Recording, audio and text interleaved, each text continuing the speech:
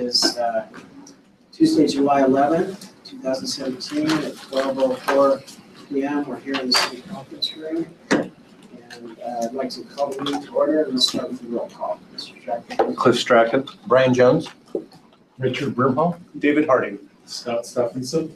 Wood Miller. Cindy Richards. Dave Sewell. Dan Johnson. Dennis Weir. George Stewart. Gary Winterton.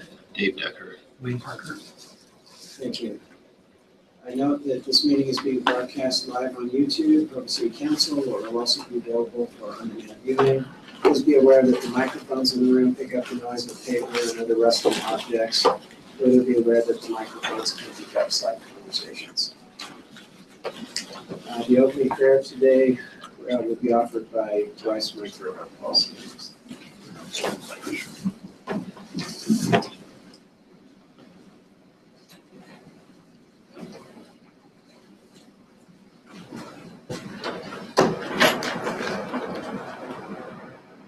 Our Father in heaven, we are thankful for the opportunity we have to meet together as a Metropolitan Water Board and the Municipal Council this day. Grateful for the efforts of the individuals who give so much time to helping to protect the resources and interests of the city. We're grateful for the blessings that we receive and for the bounteous area in which we live.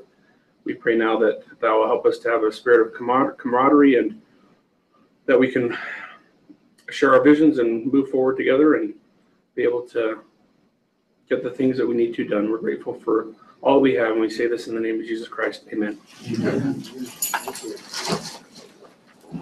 Well, I believe this is the first time the council's met with the Metropolitan Water Board in quite, I don't know how many years. We appreciate this opportunity to come to understand what we do better. I know we've had a few bumps along the way. The council ended up making an ordinance change that we had to fix not too long ago. Because we didn't have some unique aspects of how we operate. So one of the things that we wanted to do today is just learn a little more about your mission and history, and discuss ways that we can work together cooperatively to move forward. Since this is the first time we met together, I think we should just take a minute and everyone introduce themselves.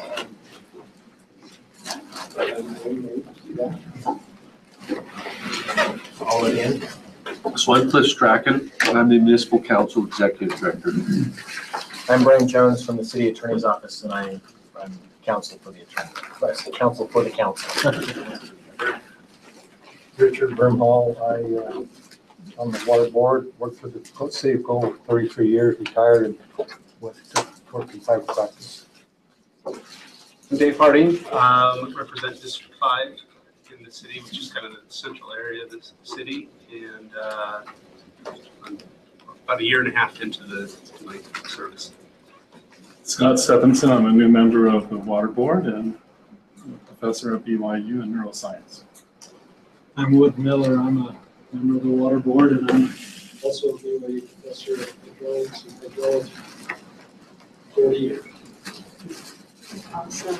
I'm Cindy Richards. I'm a mom and a grandma.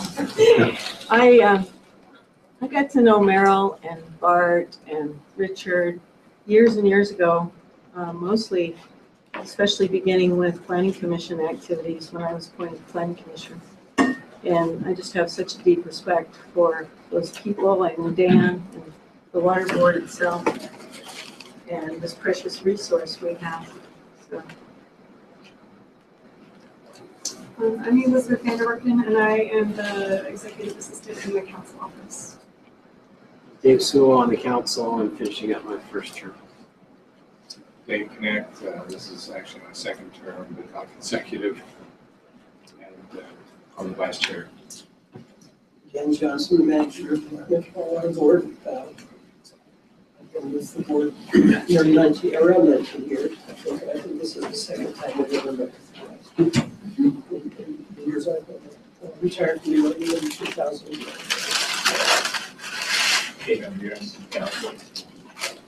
Yes, where I'm serving as the chairman of the Metropolitan Water Board. I would just say thank you to the council members who reappointed me to that position. I enjoy service there. It's been a great opportunity. George Stewart, I represent citywide in Provo and have had a long time interest in Provo. I'm Gary Winterton, and I'm not on the board. I'm not even, don't even think I'm an official liaison, but I can't go. I enjoy going to those meetings of the water board anyway, so we go there all the time. I'm Dave Decker. I'm the Public Works Director. Wayne Parker, Chief Administrative Officer of the city. Great, thank you. I know we have asked Dan Johnson to give us some thoughts on the street and ways that we can work together effectively. I don't see it in my notes, but I think didn't we ask the administration to do that as well? We certainly can. I think your tradition has been to let the visiting board chair or executive lead off in the discussions, and we're happy to just chime in when necessary. Okay, sounds good. All right, Mr. Johnson. Okay, thank you. Again, appreciate being here. Let me maybe start with just a little bit of our history. The Metropolitan Water District was organized in 1935 for Provo. And at that time, several of the cities in the state were under the same challenges of trying to get in a situation where they could make sure there was water for each of the cities. So these Metropolitan Water Districts were organized. The Board of Commissioners in 1935, April, passed an ordinance declaring that they did want to incorporate a Metropolitan Water District to help with the supply of water. Then in August 1935, a citywide election was held, and to make sure that the citizens approved of this action, and the vote was 2,040 yes and 111 no. So that's about the same numbers we get out for elections today, isn't it? Only the percentage was Then on September 12th, 1935, the Utah Secretary of State issued a certificate of incorporation for the Metropolitan Water District. So this was all organized under the State Metropolitan Water District Act. Basically, they're the governing body of our board. And one of the reasons that the city went this direction is because back in those days, they didn't have the bonding capability to take on debt or do the things necessary to purchase water for the city. But they made it very clear that these boards were to be separated from the politics of the cities. And I think that's been a very good decision for them over the years. Basically, the council's authority for the Metropolitan Water Board basically begins and ends with the appointment of the members of the board. We've learned a little bit through that process as Brian researched the Water Act that there's some things that maybe hadn't been done in the past, but we will be doing them, or the council will be doing them in the future.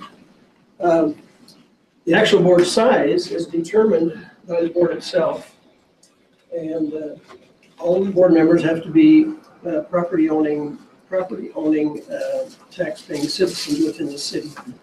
And then, in addition to the citizen board members, the city is allowed to have one employee represent the city on that board. This is our board members, and they've introduced themselves, but we might just take a minute and I'll run down those. Richard Grimhall, as you mentioned, worked for the city in the water department for many years, retired and then went to work in private industry, and he's been on our board since 2016. Greg Hudnall, who I think is supposed to show up here anytime, of course worked with Provo City, or Provo Education for many, many years, and then retired and runs this Hope for Utah now. Whit Miller, as he mentioned, is a professor of hydraulics and hydrology and civil engineering. It's really interesting as we go to various meetings and throughout the state and we meet people, how many people come up to Wood who are his prior students who went through the civil engineering group. And Half the so, presenters at the conference. Wood is responsible for a lot of the water people in the state that are working in that water business. So we're glad to have him and appreciate his. Cindy Richards and Scott Stephenson just joined us this last year. Of course, Cindy was former municipal council member. And in looking at her background, she's a high school educator and a swim coach, which I didn't know about. And of course, Scott, again, is a professor at BYU and the neuroscience area. Dennis has been on the board for about 17 or 18 years. He's still an engineer, and he owns his own company called Radius. And of course, Dave Decker is the Provo City representative right now. So, I'm going to keep track of my notes to make sure I get the right slides up here. Sorry.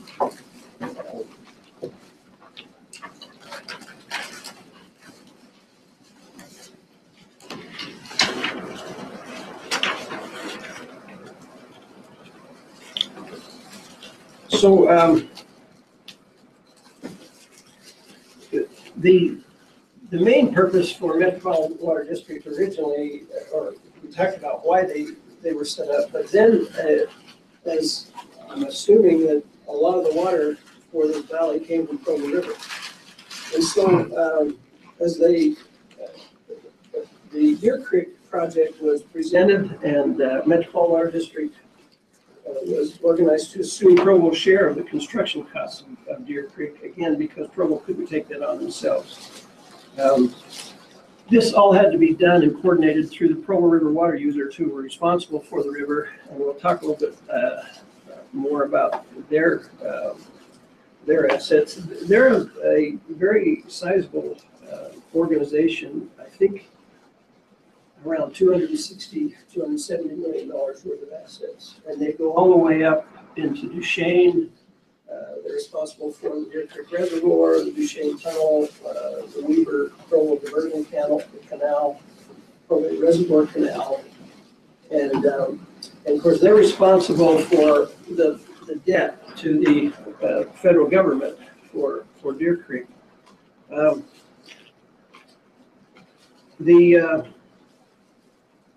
think Richard knows a little bit more about all of the things that's involved, but they have a sizable payroll and a lot of full-time people, and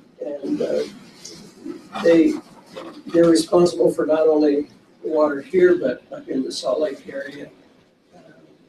And the key to all of this with the Provo River is the water commissioner, the Provo River commissioner. And I think he works for the state engineer. And he's been on the job for about 40 years. And he's retiring, and in order to replace him, the person that they hired is spending at least a year with him to try to figure out how to get the water out to all the users as we go through this. Before him, Dan, it was Dad. And so there's a lot of knowledge there between those two gentlemen. His father. As I mentioned, their assets include the reservoir, the Duchesne Tunnel, the Weaver Provo Conversion Canal, the Provo Reservoir Canal, in addition to some others.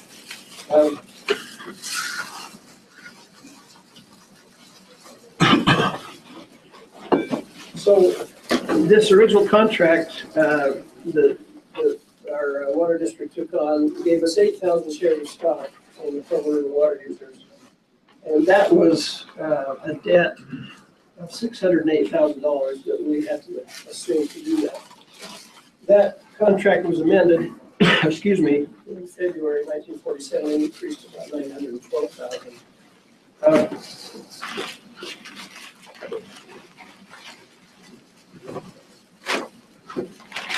That contract that we have with Provo River water users also includes, because we own shares, we have to assume our share of the O&M costs associated with the project. So we opted to be included in two additional projects associated with Deer Creek, the power plant at the base of Deer Creek and the Murdoch Canal. The total repayment and O&M costs right now currently run about $202,000 a year. I'm going to talk a little bit more about that when we get into our revenue and our budget process. Right now, that breaks down to about $13,000 towards the original debt, and $16,000 is our share of the dam safety program. And then in O&M costs, it's about $172,000. So we have to be responsible for our share of they're running their business. Right now, the projected costs for them, for our share, will be increasing by about 3 to 4% per year over the next few years. And that doesn't include any projects or anything that needs to take place to run their business.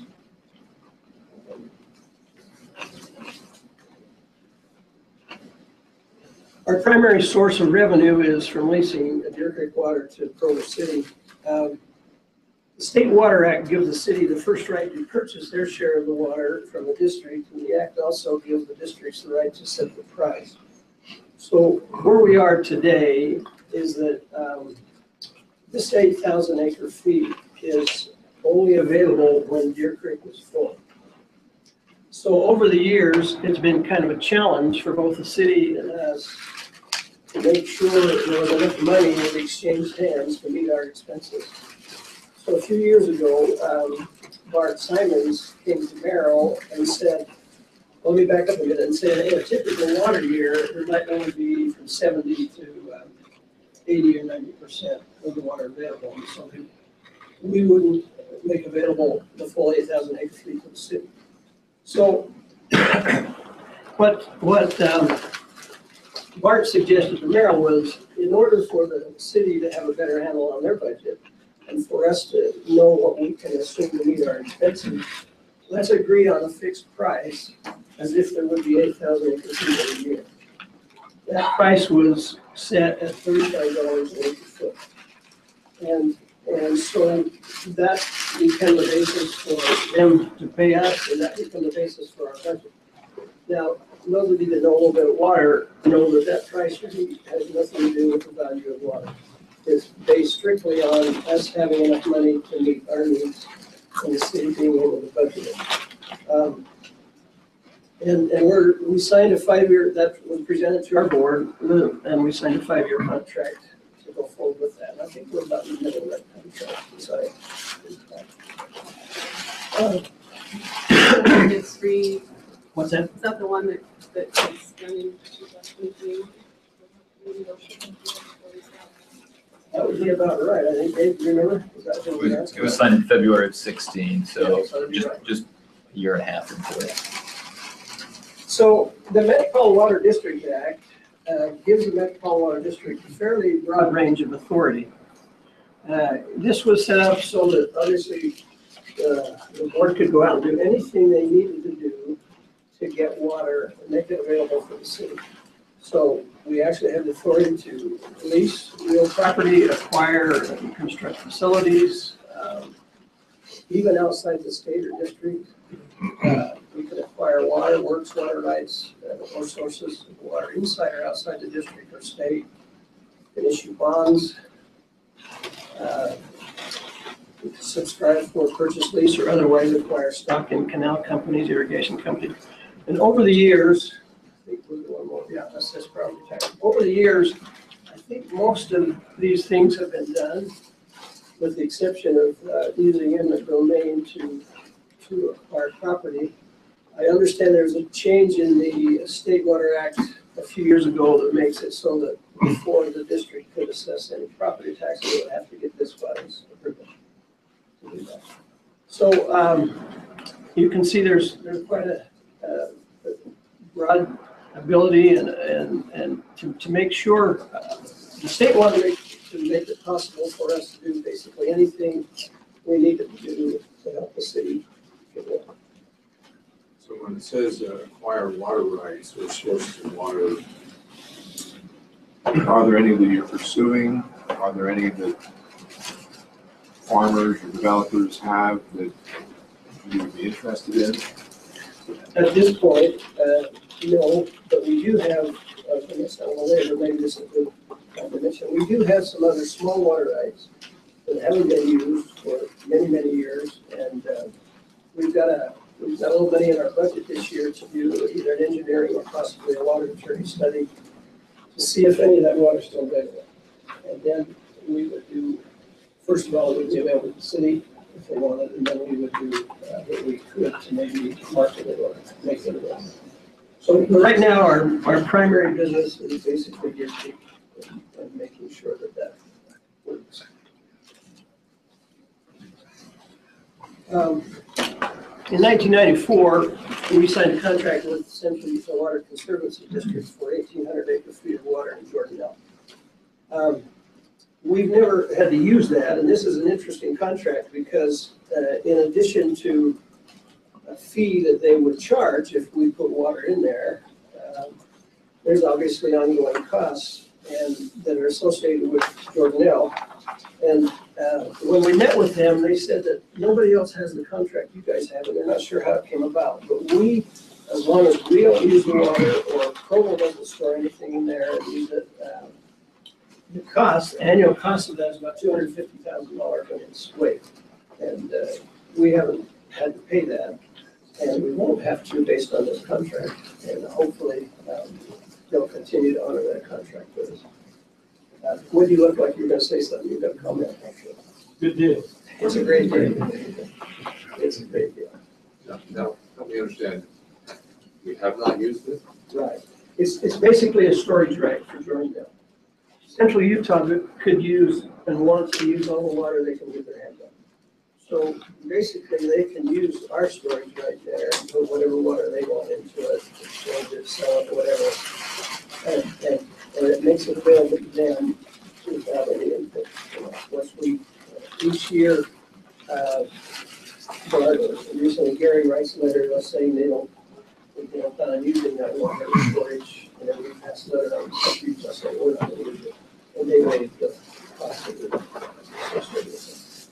Under what circumstances would we? That's a good question. Right now, I don't know if there's any plan, Dave.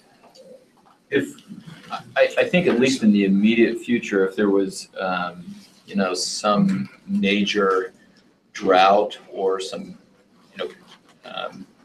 if Deer Creek became non-operational for some reason, and we needed to use that water, that 1,800 acre feet, that would be the only circumstance, at least in the near future, that I can anticipate the city needing that water. Don't we have to have a way to pump water into that reservoir in the first place? Do we have water sources that go there already?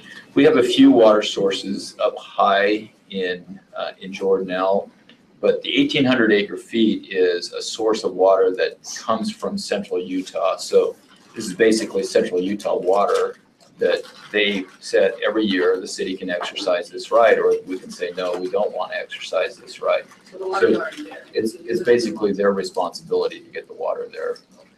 And in these contracts, they're a little complicated, but people trade water all the time. They might trade something downstream for something upstream, or that could be worked out. Whoever needs it and wants it bad enough, they can work out some trades too. Haven't we had a little interplay between Deer Creek and Jordanelle as far as usage and playing back and forth? So we have kind of used that because, isn't that right? Because of some of the interplay, storage up in Jordanelle too. So I think Dan's going to get to it here in just a second. So Jordanelle, the city and Metropolitan Water also share a 10,000 acre foot storage right in Jordanelle. It doesn't have any water in it, and that's our responsibility to get water to that. So the city does have a few sources. It's called a lost lake water right. There's actually two separate water rights. And the city can store water in that 10,000 acre foot storage right, but it's a little bit different. It's separate from the 1,800 that Dan's talking about right now. Yeah, it is separate. I don't really have that here because it's jointly owned with the city. Does anybody have any questions for Dave about that? Maybe he can. But that's the storage that we have to interplay with Deer Creek, because it would be potentially advantageous for us to store some water in that when our storage in Deer Creek is full. Then we have the option to store some additional water up in Jordanelle. And we were starting to run into that issue. prior to the big winter and runoff that we've experienced, this spring. I might point out, I passed it, but with all the water, it's been a great water year, obviously. And as I mentioned earlier, most years, year creek doesn't count this year, but it did this year. And so they basically set out to all the stockholders that anybody that wanted or needed any water from March to July 1st, they could have it, but it wouldn't count against their allocation this year. So this 8,000 acre feet didn't start coming out against what we own until July 1st. So it's been a very, very good water year, obviously.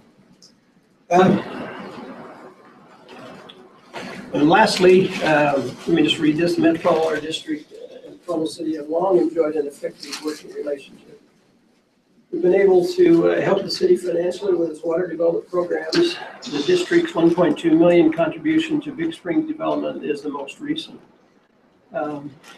Land was also donated to the city for Slate Canyon Trailhead. The district also paid for the pump houses at Canyon Road and Two. I'll tell you a little bit about that donation for Big Springs. Bart came to us again and talked about how great this water was in South Fork. And they really wanted to get it developed. He said it could be among the best water Provo would have. But there wasn't enough money in the budget to do the piping and then repave the road as it come down the canyon. So he and Merrill and the board got together and discussed it. One of the things that made it very appealing was Richard Grimhall at the time was working for PAC States and had negotiated a really sizable discount on pipe. So there was a couple of things driving it. We wanted to get the water down the canyon. The price of the pipe became really cheap for Provo. And so it was the board's decision to go ahead and donate that $1.2 million and they were able to finish it. Even Ryan, to this day, Ryan York, says it's about the best water Provo has. So I think that was a great decision. So we've done these things over the years. We'll continue to work at look at projects. Again, I guess the message would be for us is it's great to work with the council. We have an obligation to follow the State Water Act and keep our business separate from the politics of Provo. We will also continue to do as we have in the past. Our only purpose is to help Provo with their water. I think that's it, unless anybody else can board have anything. So. Just one comment. Dan mentioned it real quick, but we've hired an engineering company because there's some water rights that go back to the pioneer time. And they just don't know where they're at or what function. So Provo Metropolitan and Provo Cities entered in a joint contract to hire an engineering firm. And that water, if it's available, will go to the city. And that could be a really substantial deal for all of us. Some of these water rights, water's complicated. And I told Dan when we first started talking about it, we don't want to do that ourselves. We need to hire somebody who can spend the time. So anyway, there could be some available water that we're going. Would that fall with the additional water rights if they're developed? Would that also fall under the $35 per acre foot contract we already have, or would we negotiate a separate contract? That would be negotiated. But the price of the $35 right now, as I said, all that price point is set to meet our obligations. So any future water would be, the price would be determined by the board and whatever that was spent. To give you an idea, that's $35 an acre foot. And the last I heard, the CUP water like 250 days. Is that right? We pay 95 just for treatment costs, though. If you were buying Central Utah water from the, Spanish Fork, or somebody has to pay for the water, you're probably up in the 200 to 300. So when you go through Lehigh, Saratoga Springs, that's what they're paying compared to us.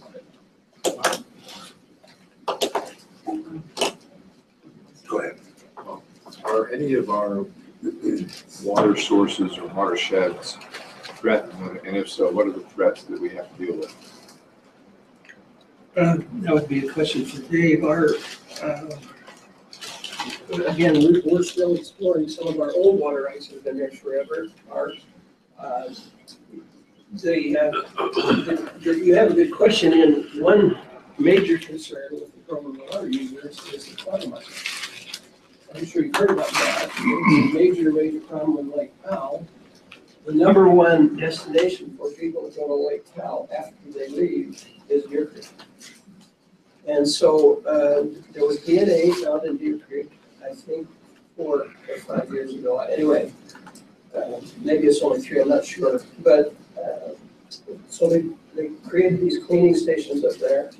They have been trying to keep it in front of the state leaders and the federal government that if the state and federal government are going to require these reservoirs to let recreation on, they have to assume the liability down the road for things like the quad muscle. Because that could be a very expensive thing to clean up if that gets on Deer Creek Dam and starts mucking up all the things that go on there.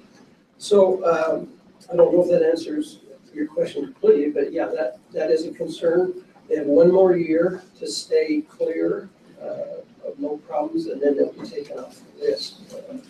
But everybody says it's not a matter of if, that it's a matter of when we get quite a muscle problems up there. So there's going to have to be some coordination between the state and federal government, because if they don't, you can imagine what the debt will be to clean it up, passed on to the stockholder. Just before, on this topic, it was built as a reservoir. Why did it become a recreation area? You have to ask the state and the federal government about that. So I wouldn't mind know about the history of it. I think I've heard that originally Deer Creek was, there was no recreation allowed for about 5 minutes. And then there was so much pressure. But with responsible use, I think. Sure. But the other question, that there's always studies going on to watch out for watersheds. The state has a couple of agencies that works on that. Central Utah District, they constantly monitor and study and measure and sample the watersheds on Jordan Hill and Deer Creek. There's been a recent study on Wallsburg, Main Creek. There was some concern about nutrients coming into the reservoir. So there's a lot of studies and monitoring that goes on in all the directions. In fact, we shared costs with Provo City, our members on this watershed committee. That's what they do with because of water quality.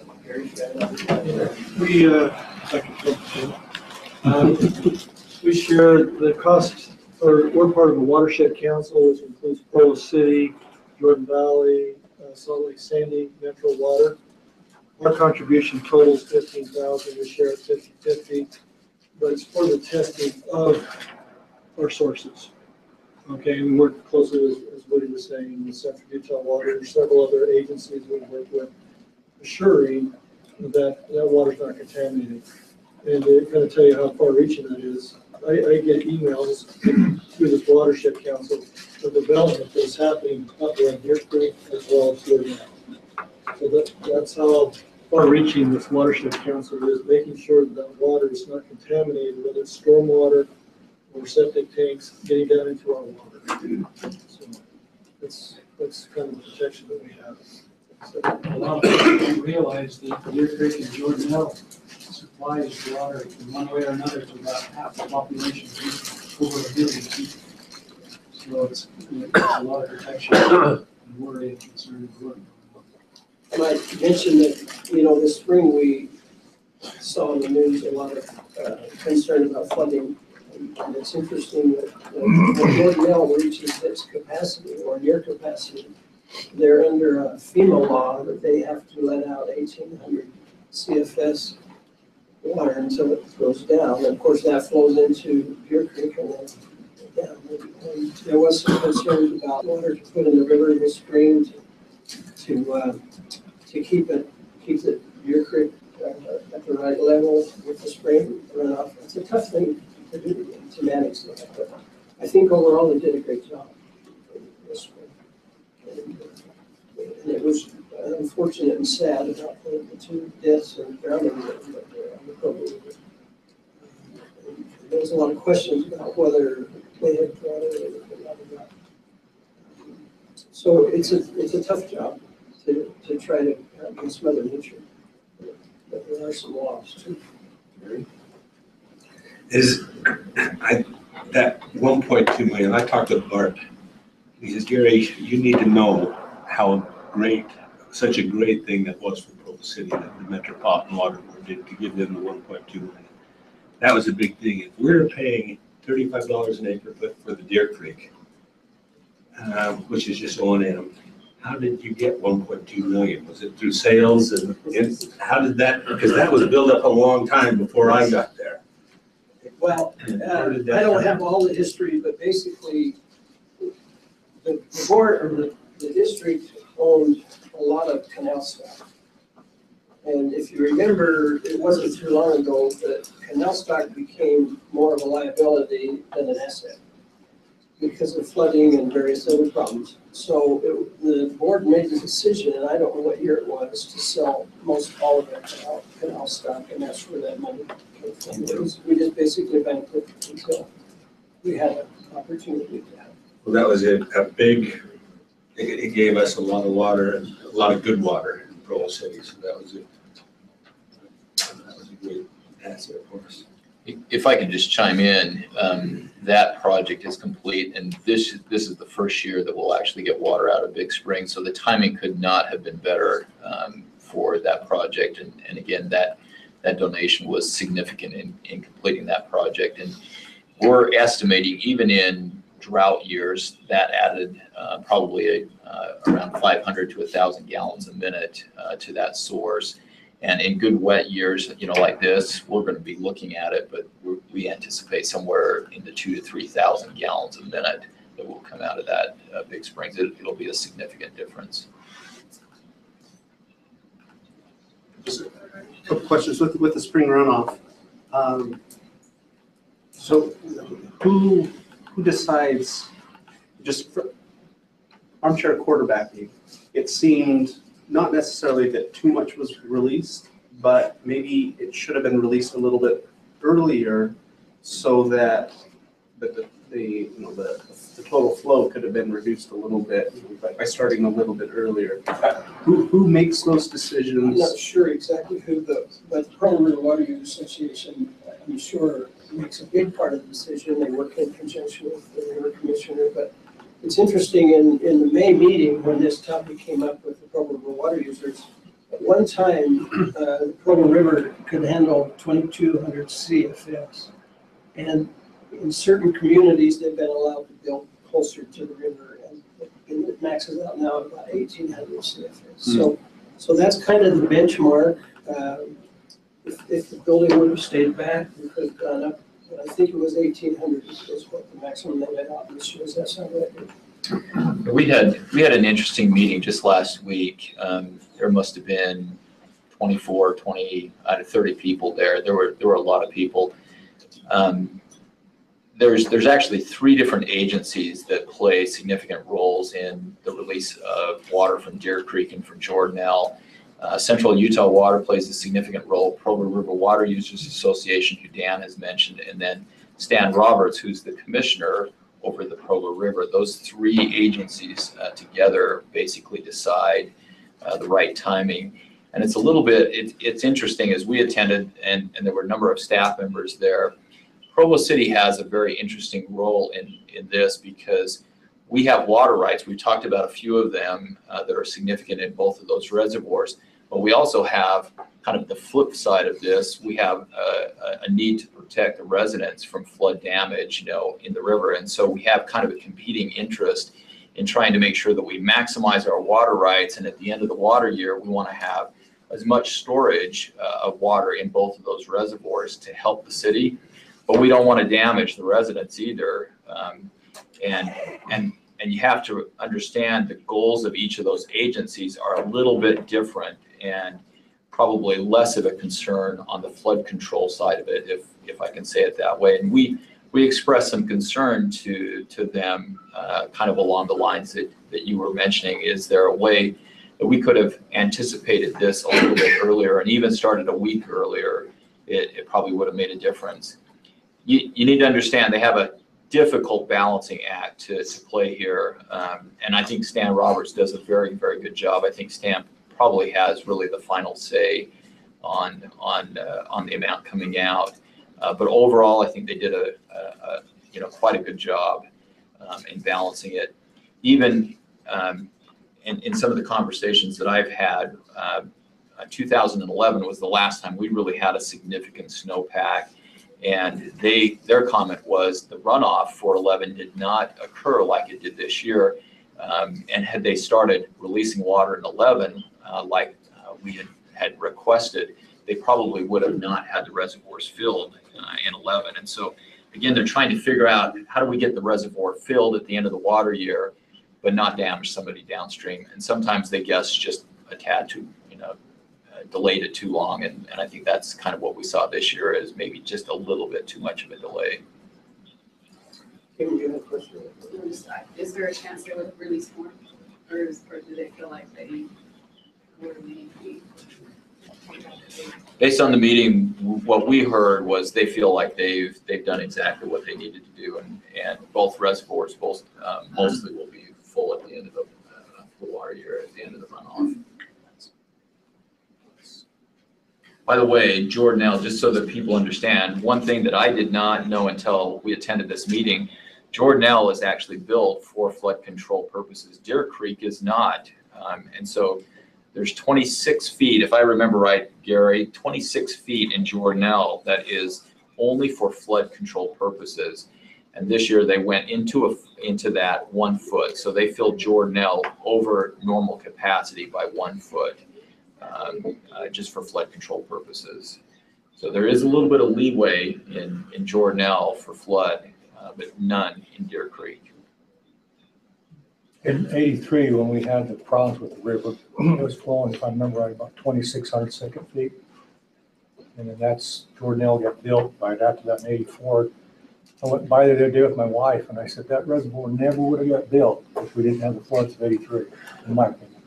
Because it's good water and it's storage water, but it's flood control, like they said. And they built it really fast. They did. Yeah. When you build a dam project, there's two options for the probable maximum flood. One of them is to build a spillway large enough to carry that flood, or to build the dam higher and leave space to accommodate, to hold that flood. That's what Jordanelle has. So that's why it always looks like it's not quite full. That's on purpose. It's that many feet below the top of the dam for that probable maximum flood.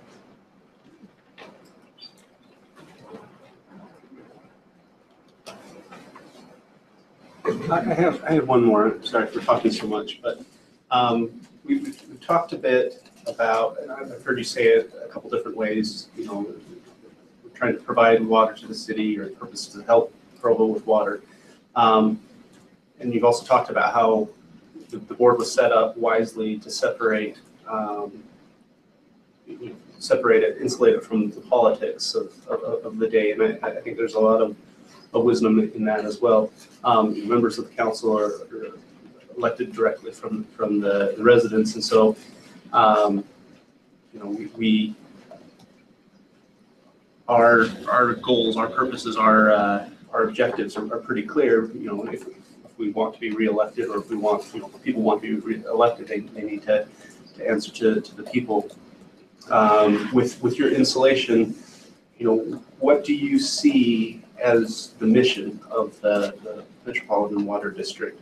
Goals was what Mr. Decker was talking about, how you've got 3 agencies kind of controlling the dam and how much is released, and they each have different goals and kind of different purposes. So what exactly does the board see as their mission, their goals? What are you trying to optimize? I don't know if I should speak for the board members, but in my experience, the mission is clearly defined with our obligation to Deer Creek as a priority. That drives everything. So once that's passed, then I'm sure in the early days, the Metropolitan Water District played a much bigger role in all of the water in Provo City. It's a pretty small, it's a very minor player in Provo City's water right now. But it's important in that there's this debt that still has to be taken care of and the ongoing business of running Provo River water. So I don't want to speak for the board, but we talk constantly, as we mentioned earlier, about going back and researching some of these old small water rights and stocks that we've had in the past that haven't come up to the top of our agenda yet. That's what we're looking at now. Again, we have to consider the cost of going forward. Anything that takes us beyond what our income is each year, then we've got to get it somewhere. So that would affect Provo's cost of $35. So I'm not sure whether, I don't consider us in a holding pattern, but we're kind of there, just trying to find ways to continue with that kind of relationship. I don't know if the board feels that way. That's kind of where I'm coming from for the last 19 years or so. I don't see the city ever needing, well, we can't do it legally right now, and that's sell water. And so that's one of the purposes, I think, that they can sell water. Should we get to the point, some way, somehow, that we have to, the state would come to us, for example, and say, you're not using your water, you have so much time to diverse it, get rid of it, or we're going to take it. I can't hope that never happens, but it's a possibility. Maybe we could turn some over to them and they can sell it, because right now it's illegal for us to sell it. So that's one thing that they can do that we can't. And I may be way out of bounds, but that's something that I see as a possibility. I think it's important to understand, and Brian can correct me, but based on what we're hearing from our legal side and also John Mabey, who plays a pretty major role. John is an attorney that we often use with the city, and I know the Metropolitan District has used John. But selling water on a one-time basis is okay for the city to do, but selling a water right that actually turns an entire right over to somebody else, that is something that is prohibited by state law for the city to do. But the metropolitan districts could do that, or they could exchange water rights. So as Dan mentioned, there's several rights that the Metropolitan Board owns by itself, and they could go out and negotiate on the market to either exchange or sell one of those water rights. And that's completely fine for the Metropolitan Board. If there's any water still touching. That's what we're wrestling with. Yeah, based on the value of the water. Does that answer your question? So that the first priority is to pay for the debt and the O&M of Deer Creek, the obligations. That's our primary responsibility, is the relationship with the debt and the contract we have with them.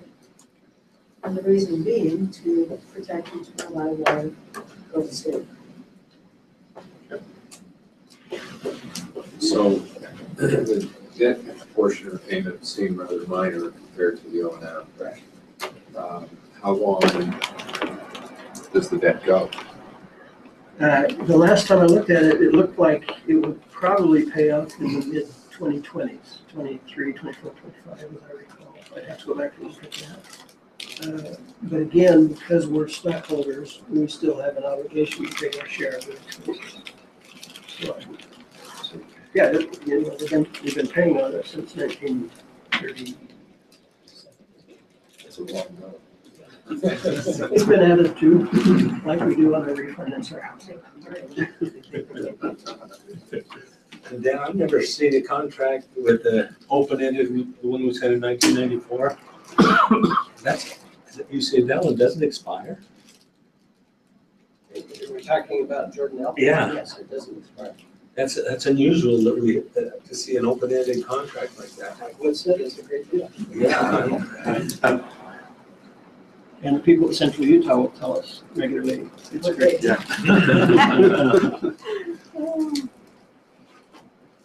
I can give you a little bit more history. I know around 1987, there was a lawsuit that I believe Metropolitan Water and Provo City both opposing, I believe, the construction of Jordan L. Reservoir. And to settle that lawsuit, that 1,800 and the 10,000 acre feet of storage that I spoke about before, I think that was part of the results of settling that lawsuit. So it may have played into the great deal that we had.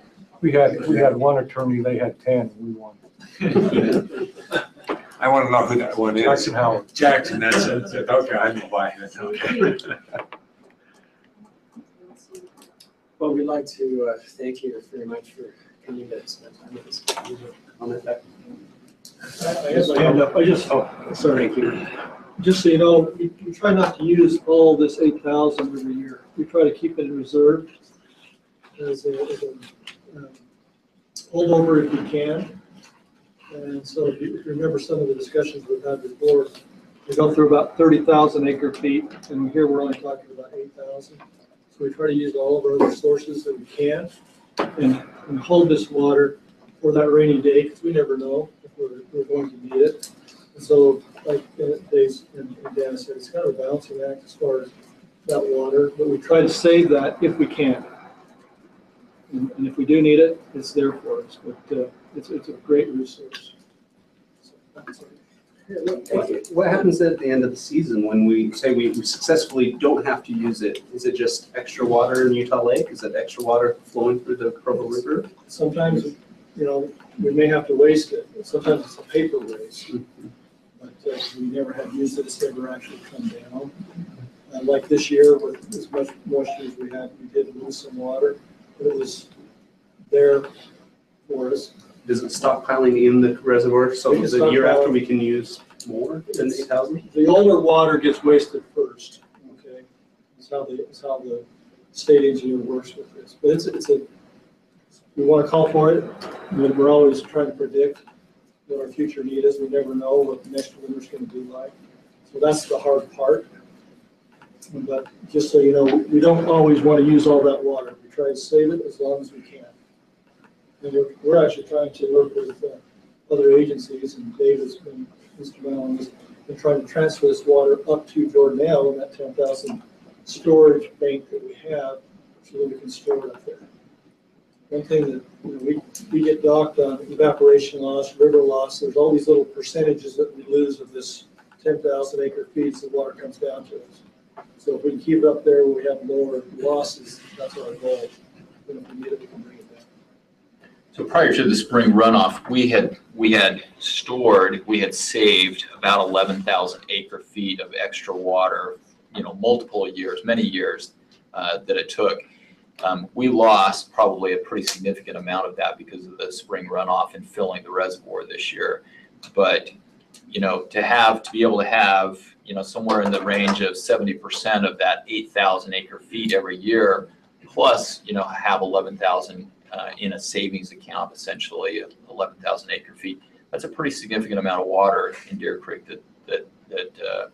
and I do need to say, I think Dan minimized this a little bit, but the water, the 8,000 acre feet is important to the city. Right now, how we're using that water, our South Fork water, the way the city owns that right, we have to replace that water in Provo River. And because those springs in Big Springs and up South Fork that we're talking about, they would normally flow right into that river. And so when we acquired, and this is years ago, when the city acquired that water right, one of the conditions was we had to replace the water with some other source. Well, the source is the Deer Creek water that we're talking about.